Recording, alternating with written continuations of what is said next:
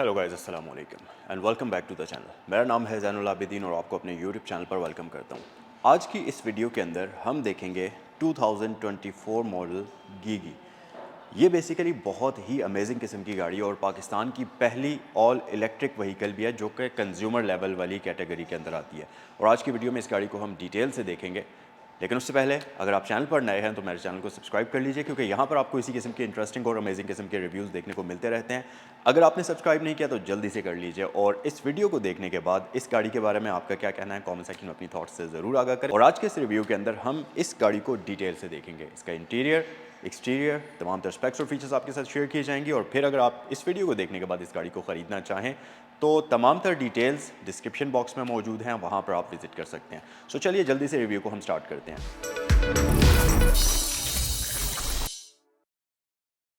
सबसे पहले तो मैं आपको इस गाड़ी का एक 360 व्यू प्रोवाइड करता हूँ। लुक्स के मामले में ये गाड़ी बहुत ही खूबसूरत है। कैमरा में शायद आपको वैसी नज़र ना आए, बट जब आप इस गाड़ी को रियल लाइफ में विज़िट करेंगे और आप इस गाड़ी को देखेंगे तो बहुत ही डायनामिक किस्म की लुक है, बड़ी ही खूबसूरत किस्म की लुक है। अब देखने में तो ये एक बिल्कुल छोटी सी गाड़ी है और इसको अगर मैं कंपेयर करूं तो पाकिस्तानी सुजुकी ऑल्टो से भी बिल्कुल छोटी गाड़ी है। दिखने में ये काफ़ी हद तक आपको एक बिल्कुल टाइनी सी व्हीकल लगती है, लेकिन इस गाड़ी को डिज़ाइन इस तरीके से किया हुआ है कि आपको ये बिल्कुल भी बोरिंग नहीं लगती। अब अगर आप देखें तो एक वैसे तो एक बॉक्सी सा डिज़ाइन है, लेकिन इसके ऊपर इतनी ज़्यादा कैरेक्टर लाइंस और इस तरीके से कैरेक्टर लाइंस यूज़ की हुई हैं कि गाड़ी दिखने में भी कूल लगती है, बिल्कुल भी बोरिंग नहीं लगती और काफ़ी खूबसूरत लुक प्रोवाइड करती है। और सबसे इंटरेस्टिंग फैक्टर है इस गाड़ी की लाइट्स, और इसके बॉनेट में एक लाइट चलती है वो। इस गाड़ी को जल्दी से स्टार्ट करता हूँ और जैसे ही आप इस गाड़ी को स्टार्ट करेंगे इसके ये जो DRLs हैं ये लाइट्स के अंदर ऑन हो जाएंगे और इसमें LED DRLs मिलते हैं। इसके इंडिकेटर्स भी LEDs के अंदर हैं, तो वो आपको मैं ऑन करके दिखाता हूँ। बट उससे पहले मैं आपको इस गाड़ी की दिखाता चलूँ। सो बहुत ही खूबसूरत, बड़ी ही डिफरेंट सी इस गाड़ी की है। एक रिमोट की इसके साथ आपको मिलती है। बेसिकली इस गाड़ी के साथ आपको दो चाबियाँ मिलती हैं। सो हमारे पास एक यहाँ पर इलेक्ट्रिक की है जो कि रिमोट की होती है और इसकी डिज़ाइनिंग बहुत ही खूबसूरत है, काफ़ी गुड लुकिंग है। इसके साथ साथ एक बिल्कुल बेसिक मैनुअल की है, तो अगर खुदा न खास्ता किसी वजह से गाड़ी की बैटरी डेड है या आपकी चाबी की बैटरी डेड है तो आप इसको मैनुअल तरीके से भी अनलॉक कर सकते हैं। सो आइए इसको मैं स्टार्ट करता हूँ। और स्टार्ट क्या, इसमें कोई इंजन तो है नहीं, इसकी इलेक्ट्रिकल्स को ऑन करते हैं और फिर उसके बाद इसके बारे में डिटेल में बात करते हैं। अच्छा, एक चीज़ जो कि मुझे हमेशा चाइनीज़ गाड़ियों से शिकायत भी रहती थी वो ये कि बिल्ड क्वालिटी चाइनीज़ गाड़ियों की इतनी अच्छी नहीं होती, लेकिन इस केस के अंदर आपका बिल्कुल माइंड चेंज होने वाला है, क्योंकि एक तो बिल्ड क्वालिटी बहुत ही औसम किस्म की है और दूसरी चीज़ ये कि इंटीरियर के अंदर बैठकर आपको बिल्कुल ऐसा लगेगा कि आप किसी भी जापानीज़ गाड़ी को ड्राइव कर रहे हैं। सो ये फैक्टर इस गाड़ी का जो कि मुझे एक डाउट था, यहाँ पर आने के बाद इस गाड़ी को देखने के बाद वो चीज़ मेरी बिल्कुल भी ख़त्म हो गई है। सो आइए इस गाड़ी को मैं जल्दी से इलेक्ट्रिकल्स इसके ऑन करता हूँ और फिर आपको इसके एक्सटीरियर को डिटेल से दिखाते हैं। सो कुछ इस तरीके से ये गाड़ी आपको वेलकम करेगी। इसकी DRLs जो हैं वो ऑन हो जाएंगी और ये बहुत ही खूबसूरत हैं। और ख़ास तौर पर ये जो फ्रंट पर आपको गूगो का इसका जो लोगो मिलता है उसके अंदर भी LED लाइट आपको नज़र आएगी, जो कि दिखने में काफ़ी मज़ेदार लगती है।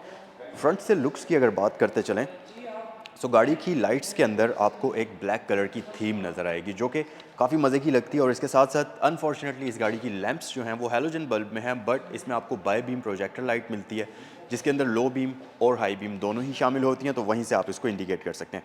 अच्छा, एक और चीज़ आपको मैं बताऊँ कि जब आप इसकी इंडिकेटर्स ऑन करेंगे, मैं आपको अभी ऑन करके दिखाता हूँ। सो कुछ इस तरीके से ये ऑन होते हैं और इसके DRLs ऑफ हो जाएंगे और इसके इंडिकेटर्स ऑन हो जाएंगे। और इंडिकेटर्स भी इसके अंदर आपको मिलते हैं LEDs वाले, और मैं आपको इसकी लाइट्स भी ऑन करके दिखा देता हूँ। सो जब आप इसकी हेडलाइट्स को ऑन करेंगे तो कुछ इस तरीके से इसकी हेडलाइट्स ऑन होती हैं और ये आपके पास इसकी हाई बीम है और ये आपके पास इसकी लो बीम है। सो बहरहाल लाइट्स की शेप काफ़ी मज़ेदार किस्म की है। और फ्रंट साइड से अगर आप इसकी लुक्स देखेंगे तो ये जो बार आपको नज़र आता है लाइट का, ये भी काफ़ी मज़ेदार और उसको एक प्रॉपर इलेक्ट्रिकल व्हीकल वाली लुक प्रोवाइड करता है। उसके अलावा यहाँ पर आपके पास लाइट मौजूद है इसके लोगों के अंदर और यहीं से आप इस गाड़ी को चार्ज भी करेंगे। उसके अलावा बम्पर अगर आप देखें तो ये कम्प्लीटली बॉडी कलर्ड कॉम्बिनेशन में आता है और इसके ऊपर आपको यहाँ पर एयर वेंट्स टाइप जगह मिलती है, लेकिन असल में ये वर्किंग एयर वेंट्स नहीं हैं, डिज़ाइनिंग की गई है। और एक्चुअल में यहाँ पर नॉर्मली गाड़ियों के अंदर फॉग लैंप्स होते हैं, बट इसमें आपको सिंपल इस तरीके से डिज़ाइनिंग मिलती है कि जैसे आपको फॉग लैंप्स वाली लुक नज़र आएगी। यहाँ पर आप देखें तो ये गीगी की ब्रांडिंग आपको नज़र आएगी, जो कि एक्चुअल में इसकी नंबर प्लेट की या लाइसेंस प्लेट की जगह आपको नज़र आती है। सो फ्रंट लुक में इसका जो ये बॉनेट आप देख रहे हैं, ये बहुत ही टाइनी सा है, बहुत ही छोटा सा है। अच्छा, एक और इंटरेस्टिंग और अमेजिंग किस्म का फैक्ट आपको मैं बताऊँ कि ये है तो छोटी सी हैचबैक। नॉर्मली हैचबैक गाड़ियाँ जो होती हैं वो फ्रंट व्हील ड्रिवन उसके साथ आती हैं, मैकेनिज़्म के साथ आती हैं, लेकिन ये गाड़ी रियर व्हील ड्राइव है।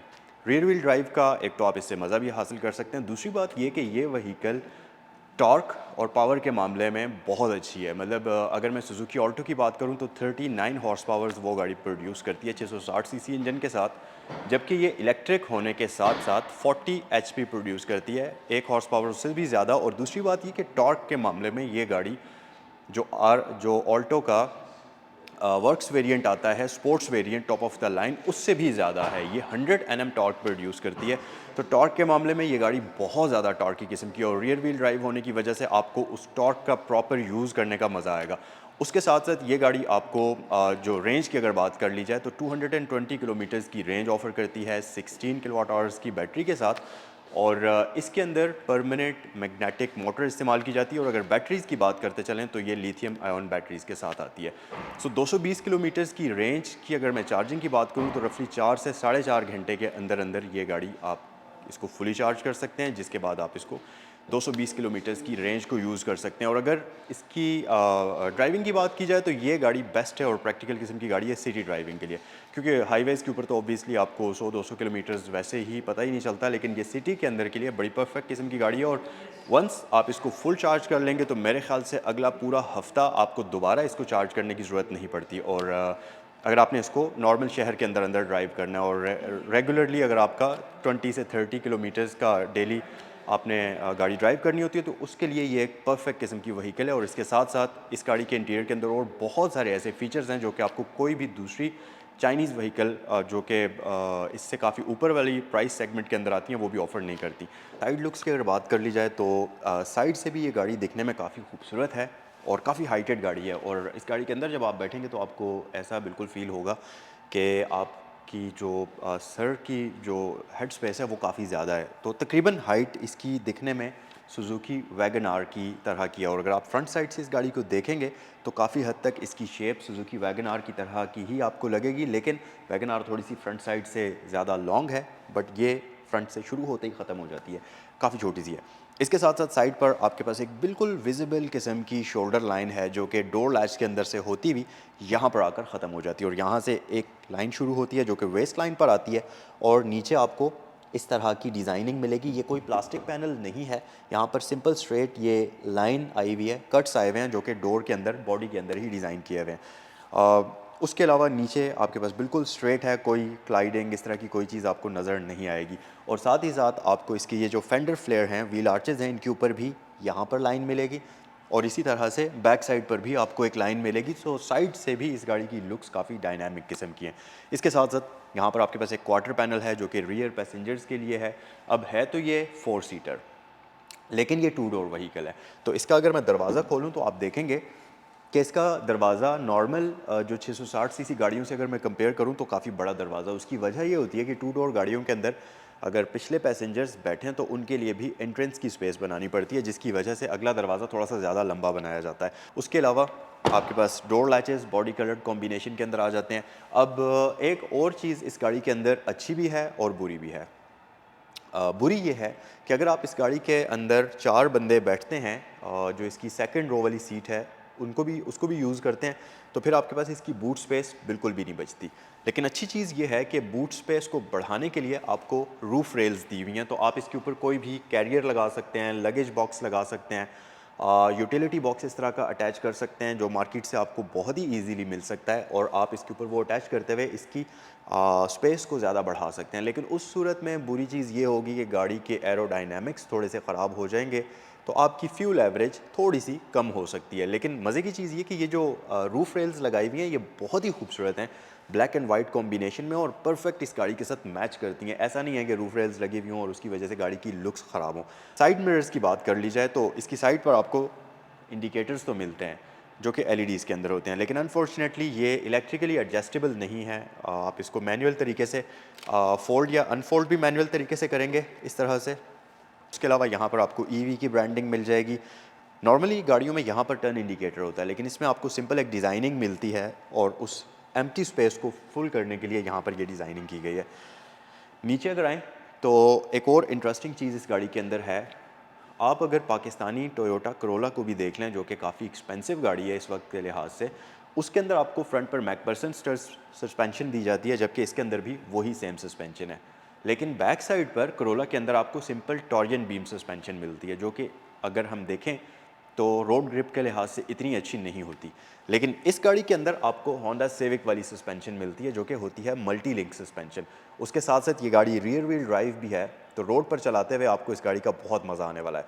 और क्योंकि इलेक्ट्रिकल व्हीकल है और इन गाड़ियों की सेंटर ऑफ ग्रेविटी बहुत लो होती है, क्योंकि बैटरीज़ का सारा वेट इसके बेड के ऊपर होता है, यानी कि आपके पाँव के नीचे होता है, तो उस लिहाज से भी ये गाड़ी रोड के ऊपर बहुत ही स्टेबल और मज़ेदार किस्म की होगी। उसके साथ साथ एक और अच्छी चीज़ है कि ये गाड़ी आपको यहाँ पर अगर आप देखें तो alloy RIMS pre installed offer करती है, जो कि आपको बाद में नहीं लगवाने पड़ेंगे। और ये रिम्स जो हैं ये 13 इंचज़ के हैं। इसके अगर टायर साइज़ की मैं बात करूँ तो 145/60 इसके टायर का साइज़ है। अलॉय रिम्स के अंदर भी आपको इसकी ब्रांडिंग मिल जाएगी और ये दिखने में काफ़ी खूबसूरत हैं, डायमंड कट लुक के साथ आते हैं ब्लैक एंड सिल्वर कॉम्बिनेशन के अंदर। और एक अच्छी चीज़ ये भी है कि इस गाड़ी के अंदर रीजनरेटिव टेक्नोलॉजी आती है, तो जब आप इस गाड़ी को ब्रेक करेंगे, वैसे तो इस गाड़ी को ड्राइव करने का अंदाज़ थोड़ा सा डिफरेंट होता है, आप एक्सेलरेटर प्रेस करते हैं तो गाड़ी चलती है और जैसे ही आप इससे पाँव लिफ्ट करेंगे ये गाड़ी ऑटोमेटिकली ब्रेक करेगी। इसको आप यूँ भी कह सकते हैं कि 1 फुट ड्राइविंग एक्सपीरियंस के साथ ये गाड़ी आती है। सो अगर आप इसको उस तरीके से चलाते हैं तो इसकी एनर्जी ब्रेकिंग के दौरान वापस बैटरीज़ के अंदर स्टोर हो जाती है, जिसमें ये गाड़ी आपको थोड़ी बहुत फ्यूल एवरेज मज़ीद प्रोवाइड कर देती है। सो ये थी सारी की सारी इसकी साइड लुक्स। ओवरऑल यहाँ पर हमें एक ये मिल जाती है क्वार्टर पैनल। नीचे अगर आप देखेंगे तो बैक साइड पर वैसे तो इसकी लाइट्स टाइनी किस्म की हैं, बहुत बड़ी नहीं है, लेकिन उसके साथ डिज़ाइनिंग के लिए यहाँ पर आपको एक ग्लॉसी ब्लैक पैनल मिलता है जो कि काफ़ी साइड तक आ जाता है और ये इसके फेंडर के अंदर आकर मौजूद है और साइड से इस गाड़ी को एक खूबसूरत लुक प्रोवाइड करता है। इसी तरह विंड स्क्रीन की भी साइड पर अगर आप देखेंगे तो इस पे ऊपर इन्होंने ब्लैक पेपर लगाया हुआ है, वाइट गाड़ी के अंदर इस तरह ब्लैक में भी है। तो ये बेसिकली क्योंकि नॉर्मली जो बड़ी गाड़ियाँ होती हैं उनकी विंड स्क्रीन साइड तक आई हुई होती है, तो इसमें वो वाला फैक्ट ऐड करने के लिए यहाँ से इसको ब्लैक रखा गया है। ओवरऑल गाड़ी की लुक्स बहुत खूबसूरत हैं और काफ़ी मॉडर्न लुकिंग व्हीकल है ये। आइए गाड़ी की रियर साइड पर चलते हैं। गाड़ी की रियर लुक्स की बात करते चलें तो बैक साइड से इस गाड़ी की लुक्स बहुत ही खूबसूरत हैं। आपको बैक साइड से ये दिखने में एसयूवी लगेगी, क्योंकि इसका जो रियर बम्पर है ये काफ़ी ऊपर तक आया हुआ है, मतलब बहुत ज़्यादा ऊपर तक आया हुआ है। तकरीबन गाड़ी का आधा बैक साइड से एरिया जो है वो इस बम्पर ने कवर किया हुआ है और मैसिव बम्पर होने की वजह से ये गाड़ी बैक साइड से आपको काफ़ी बड़ी फील होती है। इसके साथ साथ ऊपर आपको एक पोल स्टाइल के अंदर एंटीना मिलेगा जिसकी लुक्स काफ़ी एरोडाइनमिक है। पीछे आपके पास हाई माउंटेड लाइट यहाँ पर मौजूद है। उसके अलावा इसकी जो रियर विंड स्क्रीन है इसके अंदर आपको डीफॉगर नहीं मिलता। इसके साथ साथ ये जो बैक साइड पर इसका बूट ओपनर है ये इलेक्ट्रिकल मैग्नेटिक बटन आपको मिलता है, सिंपल वो ओल्ड स्टाइल वाला लैच नहीं मिलता, तो ये बड़ी अच्छी चीज़ है। उसके अलावा ईवी की ब्रांडिंग है यहाँ पर हमारे पास GU यानी कि गूगो मोटर्स की ब्रांडिंग आपको यहाँ मिल जाएगी और गीगी की ब्रांडिंग आपको यहाँ पर मिलती है। अच्छा, जैसा कि मैं आपको वीडियो के स्टार्ट में बता चुका हूँ कि इस गाड़ी के अंदर बहुत सारी ऐसी चीज़ें हैं जो कि इस गाड़ी को जापानीज़ गाड़ियों के करीब तरीन बनाती हैं क्वालिटी के मामले में। इसी तरह से अगर आप इसकी ये ब्रांडिंग देखेंगे तो ये भी बहुत अच्छी क्वालिटी की है और आपको फील होता है कि आप किसी सॉलिड किस्म की चीज़ को देख रहे हैं और कहीं से भी आपको एक्सटीरियर या इंटीरियर के अंदर बैठकर ऐसी फील नहीं आएगी कि इस गाड़ी को बनाने के अंदर कॉस्ट कटिंग करने की कोशिश की गई है। ये चीज़ आपको इस गाड़ी के अंदर जगह जगह पर नज़र आएगी। रियर लाइट्स इसकी टाइनी किस्म की हैं, लेकिन अनफॉर्चुनेटली जैसे कि फ्रंट लाइट्स हैलोजन में हैं, इसी तरह बैक साइड पर भी आपको सिंपल हैलोजन लाइट्स मिल जाती हैं। LED लाइट्स का यूज़ नहीं किया हुआ और जैसी फ्रंट पर आपको डिज़ाइनिंग दी गई थी उसी तरह की रियर बम्पर के अंदर भी आपको डिज़ाइनिंग मिलती है। प्लस इस गाड़ी के अंदर रियर साइड पर आपको rear view camera, parking sensors, इस तरह की बेसिक चीज़ें मिल जाती हैं। अगर आप इसका ये बूट ओपन करेंगे जो कि बड़ी आसानी से हो जाता है और इसके अंदर ये आपको होल्ड करने के लिए हाइड्रोलिक शॉक्स भी मिलते हैं, तो आप देखेंगे कि यहाँ पर बिल्कुल भी बूट स्पेस आपके पास मौजूद नहीं है। लेकिन अगर आप 2 बंदे इस गाड़ी के अंदर सफ़र करते हैं तो फिर आपके पास बहुत ज़्यादा बूट स्पेस इसमें बनती है, क्योंकि इसकी सीट्स जो हैं इनको आप इस तरह से स्ट्रैप को खींचते हुए बड़ी ही आसानी के साथ फोल्ड कर सकते हैं और जब आप इसकी सीट्स को फोल्ड कर लेंगे तो फिर आपके पास बहुत ज़्यादा बूट स्पेस बनती है, तो आप इसमें आराम सुकून से अपना लगेज वगैरह लेकर जा सकते हैं। उसके अलावा इसमें आपके पास यहाँ पर बूट में अगर आप देखेंगे तो ये हमारे पास मौजूद है जी इस गाड़ी का चार्जर, जिससे आप घर के अंदर इस गाड़ी को 4 से 4.5 घंटों के अंदर इजीली चार्ज कर सकते हैं। सो इसे हम क्लोज़ कर लेते हैं। अच्छा, एक और अच्छी बात कि गाड़ी की फ्रंट और रियर दोनों टायर्स के अंदर आपको डिस्क ब्रेक्स मिलती हैं। नॉर्मली फ्रंट पर डिस्क होती हैं, बैक पर ड्रम ब्रेक्स होती हैं, लेकिन इस गाड़ी के अंदर दोनों ही व्हील्स के अंदर प्रॉपर डिस्क ब्रेक्स आपको दी गई हैं। आइए गाड़ी के इंटीरियर के अंदर चलते हैं और इसका इंटीरियर आपको मैं डिटेल में दिखाता हूँ। अच्छा गाइस, वैसे तो ये व्हीकल बहुत ही स्मॉल साइज़ की है, मतलब आपको ऐसा लगेगा कि ये गाड़ी फ्रंट से अगर आप इसको देखेंगे तो शुरू होते ही ख़त्म हो जाती है। लेकिन अगर आप 2 बंदे इस गाड़ी के अंदर सफ़र कर रहे हैं तो फिर आपके लिए इंटीरियर के अंदर ये गाड़ी बहुत स्पेशियस है। मतलब फ्रंट साइड पर बिल्कुल इसमें इतनी स्पेस है, लेग स्पेस की अगर मैं बात करूं, जितनी किसी जैपनीज़ 1000 सीसी गाड़ी के अंदर होती है फ्रंट साइड पर, और मेरे ख्याल से एक डिसेंट किस्म की स्पेस आपको मिलती है। लेकिन प्रॉब्लम ये है कि अगर आप इसमें 4 बंदे सफ़र करते हैं तो फिर आपको जो ड्राइवर वाली और फ्रंट पैसेंजर वाली सीट है उसे तकरीबन इस पोजीशन पर रखना पड़ेगा, और इस सूरत में आपके पास लेग स्पेस थोड़ी सी कम है। और अगर आप देखें, अगर आप ज़्यादा हाइटेड पर्सन हैं, 6 फुट के करीब आपकी हाइट है, तो फिर आपके नीज़ इसके ये जो गेयर शिफ्ट करने वाला पेडल है इसको टच हो रहे हैं बड़े आराम से। तो 4 बंदों के लिए अगर आप हाइटेड हैं, अडल्ट्स हैं 4 के 4, तो फिर थोड़ा सा ये गाड़ी आपको शायद तंग कर सकती है, लेकिन 2 बंदों के लिए ये एक अमेजिंग किस्म की व्हीकल है। सो मैं इसको स्टार्ट कर लेता हूँ और कुछ इस तरीके से ये गाड़ी आपको वेलकम करती है। और क्योंकि इसके अंदर कोई भी इंजन नहीं है तो स्टार्टअप इसका बहुत ही क्वाइट किस्म का है, आपको बिल्कुल पता नहीं चलता कि गाड़ी स्टार्ट हो गई है। स्टीयरिंग व्हील की बात अगर करते चलें तो ये लेदर स्टिच्ड स्टीयरिंग व्हील है, जिसकी बिल्ड क्वालिटी बहुत ही अमेजिंग किस्म की है। ये 2 स्पोक स्टीयरिंग व्हील आता है।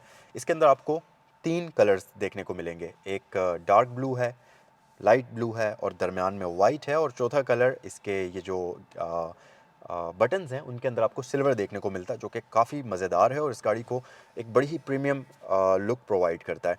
ऑप्शंस की बात करते चलें तो यहाँ पर आपके पास ये जो इसका MI डिस्प्ले है, जो कि अप्रॉक्सीमेटली 7 इंचज़ का है, और कलरफुल डिस्प्ले इसके अंदर आपको मिलता है। उसके लिए कंट्रोल्स मिलते हैं, तो यहाँ से आप इसके अंदर डिफरेंट मेन्यूज़ के अंदर शिफ्ट कर सकते हैं। आपने ECU की अगर डिफरेंट सेटिंग्स करनी है, जो कि इसका basically trip A trip B और उसका सारा कंप्यूटर है ऑन बोर्ड, उसके अंदर सेटिंग्स के अंदर आप जा सकते हैं। कोई अगर फॉल्ट है गाड़ी के अंदर, वो भी आपको मैसेजेस, इंपॉर्टेंट इन्फॉर्मेशन, वो भी यहीं पर आपको शो करता है। इस तरह की सारी चीज़ें यहाँ पर आपको मिलती हैं। और ये डिजिटल स्क्रीन है, इसके साथ साथ ये आपको काफ़ी सारी और इन्फॉर्मेशन देती है, जैसा कि सबसे ऊपर आपको रेडी ग्रीन कलर का लिखा हुआ नज़र आएगा, जिसका मतलब है कि गाड़ी स्टार्ट है, आप इसके गियर के अंदर शिफ्ट करें और गाड़ी को चला सकते हैं। उसके अलावा गाड़ी के इंटीरियर की फ़ील काफ़ी मज़ेदार किस्म की है। ये मेरे पास इसका ब्राउचर वगैरह भी पड़ा है, जिसके अंदर सारी की सारी इसकी टेक्निकल इन्फॉर्मेशन है, और कुछ चीज़ें मैं आपको बता भी चुका हूँ। 30 किलोवाट की इसके अंदर जो मोटर है वो आती है, और सबसे मेन चीज़ कि ये गाड़ी टॉर्क के मामले में बहुत ही कमाल की है, 100 Nm टॉर्क प्रोड्यूस करती है, और इसकी बैटरी वही है लिथियम आयन बैटरी इसमें आपको मिलती है 16 किलोवाट आवर्स की, और चार्जिंग टाइम इसका होता है तकरीबन 4 से 4.5 घंटे के अंदर अंदर। और सबसे मेन चीज़ कि ये 220 किलोमीटर्स की रेंज आपको प्रोवाइड करती है रियर व्हील ड्राइव होने के साथ साथ। अच्छा, डिस्प्ले की अगर मैं बात करूं तो यहाँ पर आपको ये इसकी पावर की परसेंटेज भी बताता है कि कितने पावर कितनी आप इसकी कंज्यूम कर रहे हैं। उसके साथ साथ आपको रेंज नज़र आती है, नीचे गियर पोजीशन इंडिकेटर है, और गाड़ी का कोई दरवाज़ा अगर खुला है तो उसकी सारी इन्फॉर्मेशन मिलेगी। स्टीयरिंग व्हील के ऊपर लेफ़्ट साइड पर आपको इस स्क्रीन के कंट्रोल्स मिलते हैं, और राइट साइड पर आपको ये मल्टीमीडिया स्क्रीन जो है, जो कि 8.8 इंचेस का फ्लोटिंग डिस्प्ले है, उसके कंट्रोल्स मिल जाते हैं। सो वॉल्यूम के कंट्रोल्स हैं, आप फ़ोन को पिक एंड ड्रॉप कर सकते हैं, वॉइस कमांड भी इसके अंदर आपको मिलती है, उसके कंट्रोल्स भी यहाँ पर आपको मिलते हैं। सो ये सारी चीज़ें यहाँ पर हैं। एक चीज़ जो इसमें होनी चाहिए थी नहीं है, वो है इसका एडजस्टेबल स्टीयरिंग। ये काफ़ी ऊपर को आया हुआ है, थोड़ा सा अगर एडजस्ट हो सकता, थोड़ा नीचे हो सकता तो वो काफ़ी अच्छी चीज़ थी, लेकिन आपको इसको ड्राइव करने के लिए थोड़ा सा इस तरीके से आपका पोस्चर बनेगा। बहरहाल ये चीज़ इसमें मौजूद नहीं है। डिजिटल क्लाइमेट कंट्रोल आपको इसके अंदर मिलता है, और ये गाड़ी AC के साथ 220 किलोमीटर्स की रेंज प्रोवाइड करती है। तमाम सॉफ्ट टच बटन्स आपको मिलते हैं।